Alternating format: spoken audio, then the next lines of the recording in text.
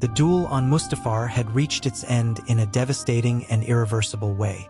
The flames consumed everything around while Obi-Wan observed the inert body of his former Padawan on the banks of the lava river, his heart shattered into millions of fragments. There was nothing more to do.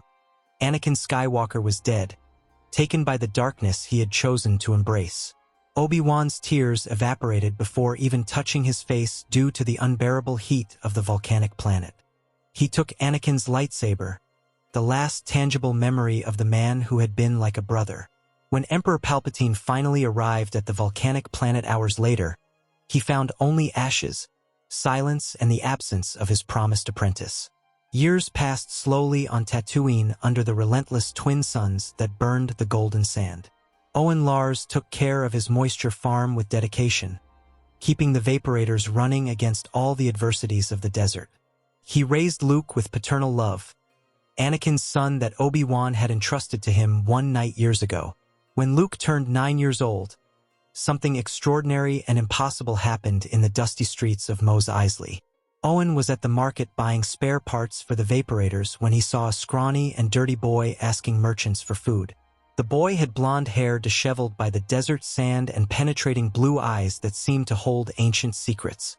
The face of that unknown child was very similar to Anakin Skywalker when he was young, when he met him years ago, at the event of Shmi's death.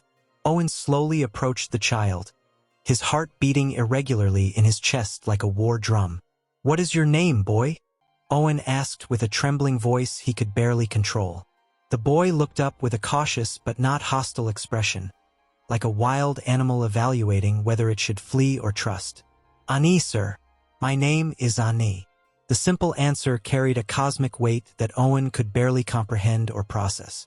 His brain struggled to make connections that defied all known logic. "And your mother, where is she? Who takes care of you?" The farmer insisted with growing urgency, desperately needing answers. "I have no mother, sir. I never had one, at least not that I remember." The words had a strange echo of existential loneliness. "How old are you, Anew?" Owen asked with suspended breath, already knowing intuitively that the answer would change absolutely everything. 8 years old, sir," Anew said innocently, counting on his small and dirty fingers to confirm his age. Owen did the calculations quickly in his mind, and the conclusion was impossible, absurd, but impossible to ignore. Anakin Skywalker had died on Mustafar exactly 9 years ago, and this mysterious boy had been born 1 year after that death. The implications were simultaneously terrifying and marvelous, defying everything Owen knew about life and death. Something far beyond mortal comprehension had occurred, something that touched the very mysteries of the Force.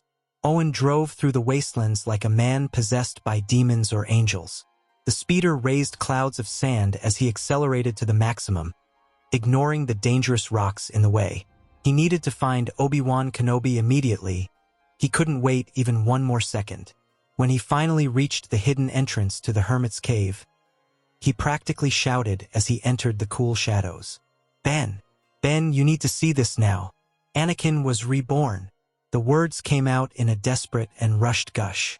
Obi-Wan emerged from the depths of the cave with a confused and deeply concerned expression, his hand instinctively going to the lightsaber on his belt. "Owen, what are you talking about? Anakin died. I saw him die."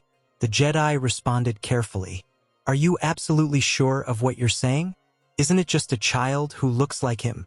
The caution in Obi-Wan's voice was understandable after so many years of exile and loss. "Come see with your own eyes, Ben. I beg you to come with me now." Owen responded with urgency that admitted no questions or delay. "I'm not crazy and I'm not seeing things. This is the truth, as impossible as it may seem."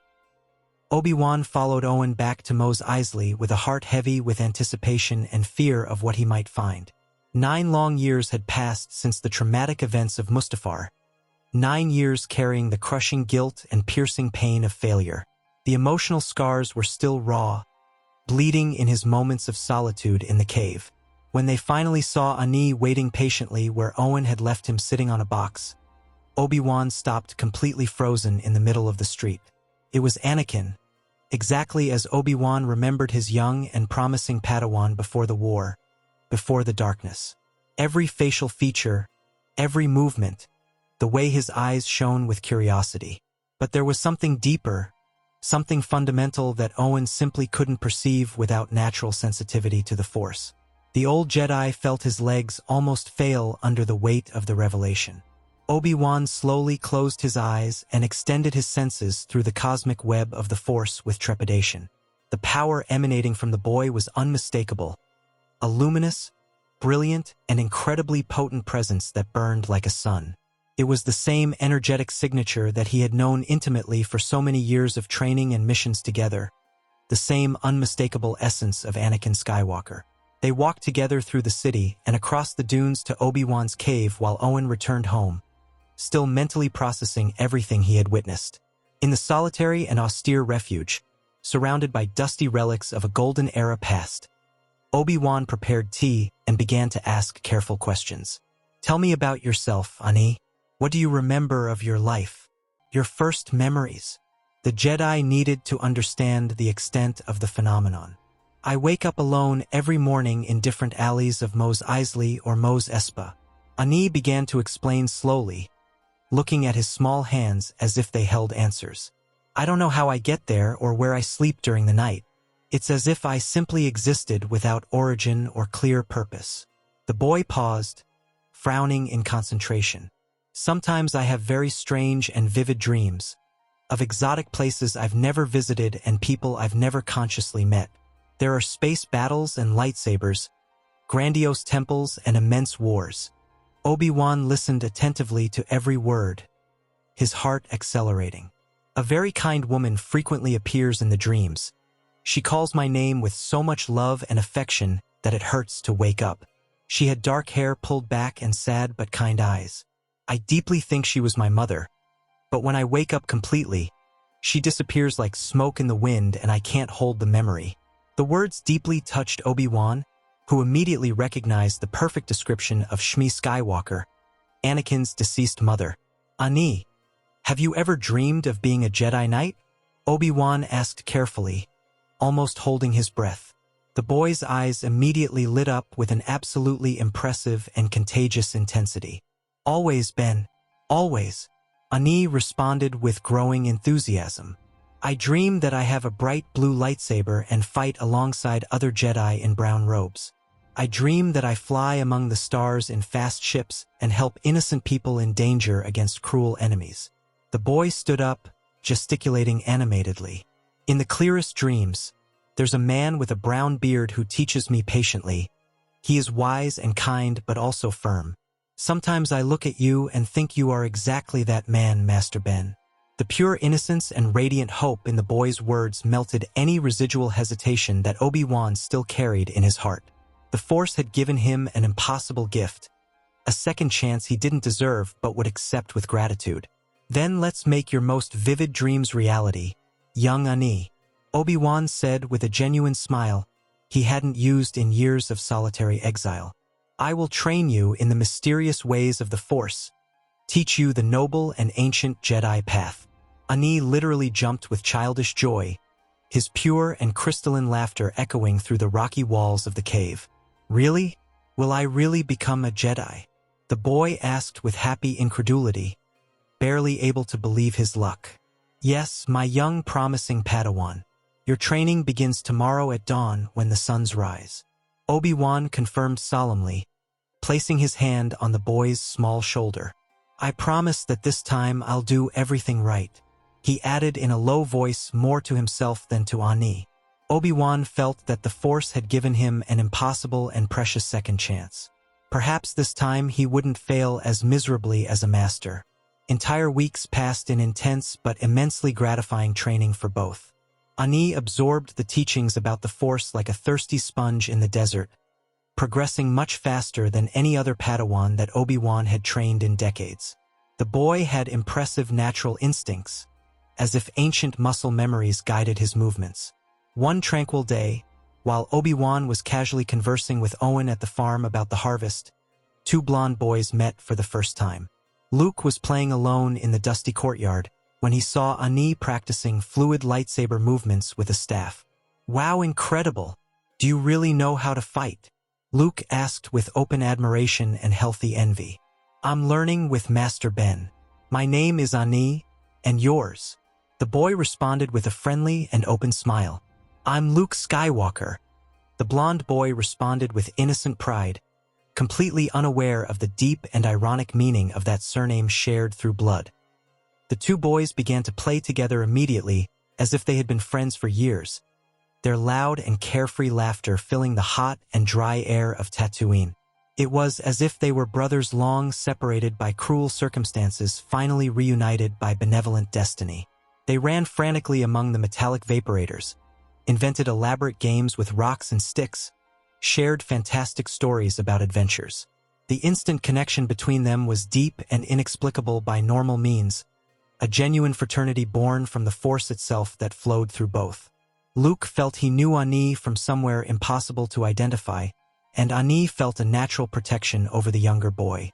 Obi-Wan and Owen watched from afar with complex expressions mixing joy, concern, and melancholy. The old Jedi saw Anakin playing with his own son without either of them knowing about the blood connection. Anew is a Padawan, Uncle Owen. He's really training to be a Jedi, Luke said animatedly during the family dinner that night. Owen violently choked on his drink while Luke continued innocently. I also really want to be a Jedi like Anew and Master Ben. Please, can I train with them? The boy begged with large and pleading eyes that melted hearts.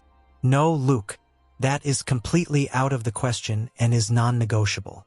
Owen responded with firmness that betrayed nervousness, his hands trembling slightly on the table. Your life is here with me and Beru, safe and far from dangers. His voice was tense. But Uncle Owen, I feel something very special inside me. It's as if something powerful is constantly calling me. Luke insisted with surprising determination inadequate for his young age. I need to follow this calling. I feel it in my bones. Owen closed his eyes, old nightmares returning. Obi-Wan intervened with a calm voice but loaded with undeniable authority that came from decades as a general. Owen, the boy is right about his feelings. I can clearly feel the Force in him too, pulsing vibrant. It's strong and luminous, exactly as it was in his father Anakin. The old Jedi paused deliberately, letting the words penetrate completely into Owen's consciousness. This is Luke's inevitable destiny. We simply cannot deny it or hide it. It would be like trying to hold water in your hands. Owen rose abruptly and violently, his chair scraping noisily on the stone floor. No, absolutely not. He practically shouted, years of repressed fear finally exploding. I promised Beru I would keep him safe here, away from this dangerous Jedi life. His voice broke. You already took one Skywalker to death, Ben. You won't take another. The words were cruel but honest, born from deep trauma. I am not asking for your permission, Owen.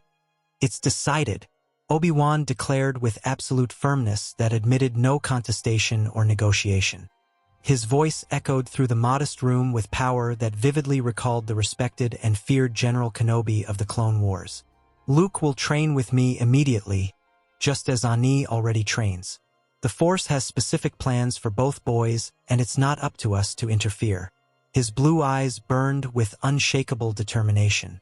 Owen opened his mouth to protest again vehemently, but saw something in Obi-Wan's experienced eyes that made him stop frozen.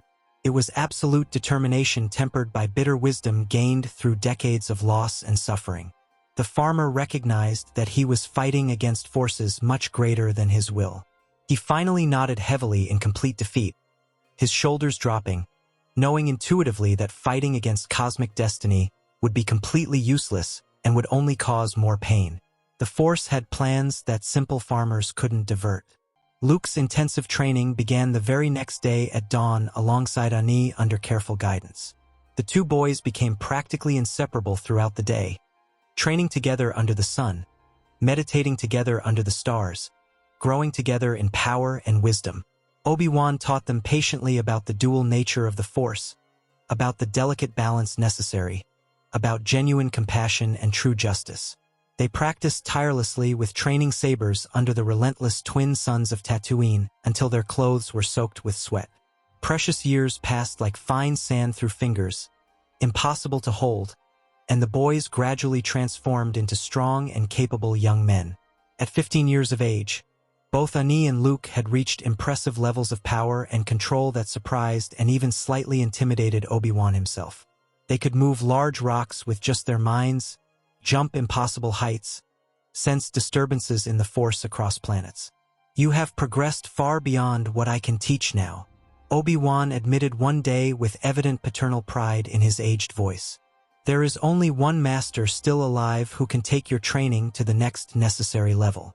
Anew and Luke exchanged curious and anxious glances with each other. "Who would that be, Master Obi-Wan?" Luke asked with barely contained anticipation. "Master Yoda, the last surviving Grand Master of the Jedi Order," Obi-Wan revealed with reverence, pronouncing the legendary name with respect. "He lives hidden and isolated on Dagobah, a remote and swampy planet." The pronunciation of the planet's name was careful and deliberate. "Prepare yourselves adequately, we leave in 2 days. You will finally know true Jedi wisdom accumulated through 800 years. The promise was simultaneously exciting and terrifying. Anew felt something familiar about that name, like a distant echo. The space journey to the swampy planet was long, uncomfortable, but full of growing expectation. When they finally landed the old ship on the humid, foggy, and claustrophobic surface, the 3 Jedi immediately felt the crushing weight of the Force concentrated there. The thick atmosphere itself seemed to pulse visibly with ancient and primordial energy. Twisted trees rose from the dark water, their roots forming complex labyrinths. "Powerful in this place it is. Feel it clearly you can." A hoarse, ancient, and curiously familiar voice echoed mysteriously among the moss-covered trees. Yoda slowly emerged from the thick mist, leaning on his gnarled, twisted staff, his enormous green eyes studying the visitors. His eyes widened dramatically when they landed specifically on Anew, recognition and shock passing through his wrinkled features. "Impossible this is. Anakin Skywalker, dead you were on Mustafar. How here are you now?" His voice trembled with rare emotion. "Reborn by the Force he was, Master Yoda," Obi-Wan explained with deep reverence and still a touch of disbelief. The Force itself brought him back to the physical world, younger in body but still carrying the essence of the Chosen One. Yoda approached very slowly to Anew with measured steps, studying intensely every microscopic aspect of the boy as if he were reading an ancient book. "Feel clearly your spirit I can. Same it is, but different also," the old master murmured thoughtfully, his forehead furrowed in concentration. "Purified perhaps. A second chance the Force gave." He touched his staff on the ground. "Learn much still, you two have. Train together all of us will in this place of power." Luke bowed respectfully in the traditional Jedi form. "Master Yoda, I am Luke Skywalker. It is an immense honor and privilege to meet you personally." The Jedi Master turned his complete attention to Luke, and a gentle smile appeared on his deeply wrinkled face. "Strong you also are, young Skywalker. Much potential I see." They remained on the swampy planet for 2 entire years of intense and transformative training. Yoda constantly pushed them beyond their perceived limits, teaching ancient techniques long forgotten by the formal order. Meditations that lasted entire days, physical exercises that tested body and spirit simultaneously. Obi-Wan remained with them throughout the entire period, learning as well and meditating deeply on the cosmic meaning of Anakin's impossible return. Anew and Luke grew exponentially not only in raw Force power, but crucially in wisdom, patience, and understanding. They learned to lift massive stones and entire ships with their minds, to sense subtle disturbances in the Force across the entire galaxy. The spiritual connection between the 2 young Jedi deepened until they could literally feel each other's thoughts and emotions across kilometers. They were like 2 halves of a whole. One particularly significant day, after an exceptionally deep meditation session that lasted hours, Anew sought his masters with urgency. There was something fundamentally different in his blue eyes, a new and heavy consciousness that wasn't there in the morning. "I know exactly who I am now," he declared with a firm voice but loaded with emotion. "My true name is Anakin Skywalker. I lived a complete life before, fought in the Clone Wars as a general, fell terribly to the dark side. Tears began to flow freely down his young face. I brutally betrayed everything I loved, everyone who trusted me blindly. I killed innocents, destroyed the Order, almost killed my wife. His voice broke. But this time it will be completely different. I swear by the Force. I have memories of all the mistakes. Obi-Wan placed a consoling and firm hand on his former Padawan's tense shoulder, tears also in his eyes. Learn from the painful past you must now. Repeat the same terrible mistakes you will not. Yoda said with wisdom accumulated through centuries. A second extremely rare chance the Force gave you. Use wisely you must. Anakin nodded solemn and determined, the iron determination burning intensely in his blue Skywalker eyes. I lived that entire life and failed miserably in everything important. I let fear control my actions. He breathed deeply. In this new life, I will choose differently at every moment. I will protect those I love without letting fear or possessiveness control me again. Luke embraced Anakin fraternally, feeling his brother's pain. It doesn't matter absolutely nothing what happened in that previous life, dear brother. We are together in this current journey. The simple but sincere promise carried much more emotional weight than eloquent words could adequately express. Yoda watched the scene with satisfaction, seeing perhaps the true fulfillment of the prophecy. They finally returned to Tatooine with lighter hearts but determined and focused minds. At the familiar entrance to Obi-Wan's cave in the wastelands, two extremely familiar droids waited patiently for them. R2, D2 beeped cheerfully and frantically upon seeing Anakin, spinning in tight circles of pure mechanical excitement.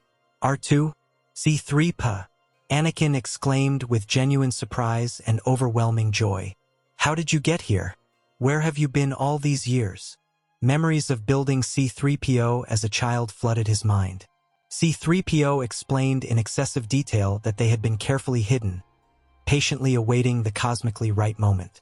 R2, D2 beeped something that sounded like Force magic in binary. Anakin laughed and hugged both droids with genuine affection. It's time for you two to follow your own path alone through the galaxy. Obi-Wan solemnly announced to the two gathered young Jedi. I trained you the best I could for years, together with Master Yoda. Now you must find your own unique destiny in the troubled galaxy. Anakin and Luke protested simultaneously and vehemently, not wanting to leave their master. But you can still teach us much more, Luke argued. We still need guidance. Obi-Wan was absolutely firm in his decision. The Force will guide you faithfully where you need to go. Trust it implicitly, trust each other always. Reluctantly, feeling that an era had ended, the two young Jedi departed from Tatooine in an old but reliable cargo ship that Obi-Wan kept hidden and maintained. In a dark and dangerous cantina in Mos Eisley, full of smugglers and criminals, they met a Corellian pilot named Han Solo and his loyal Wookiee co-pilot Chewbacca. The bold infiltration into the Death Star was extremely tense but surprisingly successful in the end. Anakin felt a very familiar and deeply dark presence pulsing in the station, echoes of Palpatine, but consciously ignored it, focusing totally on the rescue mission. They found Princess Leia Organa trapped in the maximum security detention cells, strong and defiant even in humiliating captivity. You're the specialized rescue team? She asked completely incredulously upon seeing two apparently teenage boys. We are Jedi. Luke simply responded with a confident smile while cutting the energy chains with his bright blue saber. The escape was absolutely chaotic but exciting, running through white corridors while stormtroopers shot. Soon they were back on the Falcon, flying desperately toward the rebel base hidden on Yavin 4.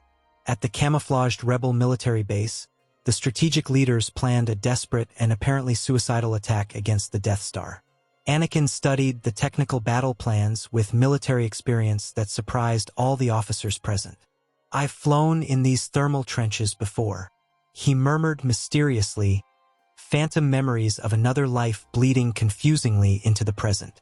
During the final coordinated attack, Luke skillfully piloted an X-Wing fighter through the narrow trench while Imperial TIE fighters relentlessly pursued them. Use the Force completely, Luke. Let it guide you. Anakin transmitted telepathically across the distance. He could clearly feel his brother stretch his sharpened senses, meticulously preparing the impossible shot. In the absolutely critical moment, Anakin used all his willpower in the Force to guide Luke's proton torpedoes with mathematically perfect precision straight into the exhaust port. The resulting explosion was blinding and cathartic. The massive explosion of the Death Star illuminated the entire Yavin star system like a temporary new supernova star. The entire Rebel base exploded in wild and uncontrollable celebration, a crucial and unexpected victory against the oppressive Empire. Soldiers embraced each other, crying with joy and relief. But Anakin knew deeply in his bones that it wasn't really over yet. Master Yoda contacted me telepathically through the Force. He said seriously to Luke a few days after the celebrations. The time has finally come to directly confront the Emperor and destroy the Empire by the root. Luke swallowed hard but nodded with courage. Together, then, as we always did, they secretly obtained an Imperial fighter captured by the rebels in battle and flew directly and boldly to Coruscant, the pulsing and corrupt heart of the Empire. The infiltration into the massive Imperial palace was surprisingly easy, almost too easy, as if they were being actively expected and guided. Guards let them pass, doors opened. When they finally entered the circular chamber of the Imperial throne, Emperor Palpatine patiently awaited them in his elevated chair with a cruel and knowing smile. Anakin Skywalker, impossible by all natural laws, and yet here you are before me. The Emperor laughed sinisterly, the sound echoing macabre through the walls. The same age you were when you died terribly on Mustafar burning. His yellow Sith eyes gleamed with concentrated malice. The Force has a perverse and ironic sense of humor. You came to destroy me? Come then, try to fail miserably again. Blue Force lightning began to dance threateningly between his wrinkled fingers. Anakin and Luke activated their lightsabers simultaneously in perfect synchrony, bright blue blades cutting through the oppressive darkness. Palpatine was immensely powerful, more powerful than any Sith they had faced, centuries of dark knowledge. But he wasn't prepared for two Jedi operating in perfect telepathic harmony. The brothers fought essentially as a single organism, anticipating each other's movements through their deep connection in the Force. Each strike from one perfectly complemented the other. "You cannot defeat me," Palpatine shouted furiously, launching increasingly powerful and desperate lightning. But Anakin had already seen exactly this end before in visions, knew precisely how it would end. "No, you are just an old man deeply afraid of death," Luke responded with devastating calm. The two Jedi advanced together inexorably, their sabers crossing in a deadly and final X. The Emperor's final agonizing scream echoed through the entire palace as he fell dead. His power finally and permanently extinguished. The Empire had lost its malignant head, and the entire galaxy was free to breathe again. Anakin knelt, exhausted but finally at peace, his redemption complete. In the years that followed, Anakin and Luke rebuilt the Jedi Order together, traveling through the galaxy liberating systems from remaining Imperial control. They trained new Padawans, teaching not only the way of the Force, but the painful lessons learned through failure and redemption. Anakin finally found peace with his past, knowing that the Force had given him a second chance not to erase his mistakes, but to prove that even the most lost can find the way back to the light. Luke remained at his side always, not only as a brother in arms, but as the anchor that kept him firm in moments of doubt. Yoda and Obi-Wan watched proudly from afar, knowing that balance had finally been restored to the galaxy through the true reborn Chosen One. The prophecy had been fulfilled, not through destruction, but through the most powerful force in the universe. The chance to start over and choose differently.